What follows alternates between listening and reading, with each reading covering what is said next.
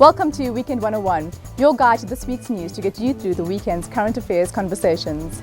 The news on everyone's mind is Julius Malema's court appearance on Wednesday, which saw him charged with money laundering and released on bail. The ousted youth leader has been a thorn in Jacob Zuma's side for some time, and the court challenge is one of 3 probes into his affairs.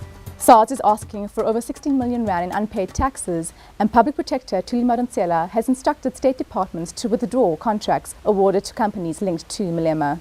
Is this the beginning of the end for Julius Malema? It's hard to say. The man has made more comebacks than Arnold Schwarzenegger. But whether he goes down or not, one thing is for sure. We'll be hearing a lot more about him as we get closer to Mangaung.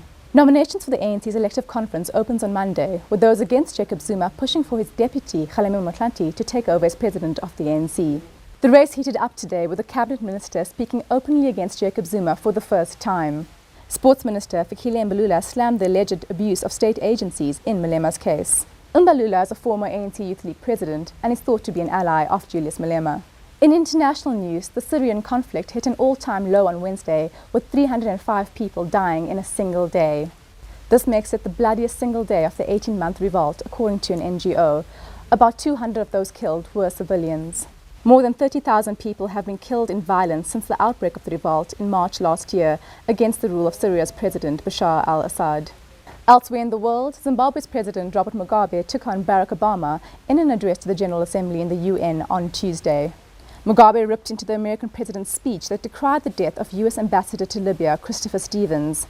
Stevens and 3 other Americans were killed in Benghazi on September 11th in what Washington is calling a terrorist attack.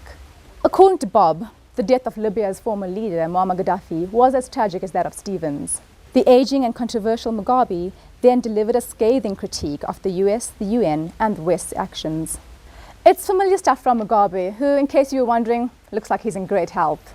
On to lighter news, Korean hit single Gangnam Style by Psy has hit number 2 on America's Billboard Top 100 and reached nearly 300 million views on YouTube.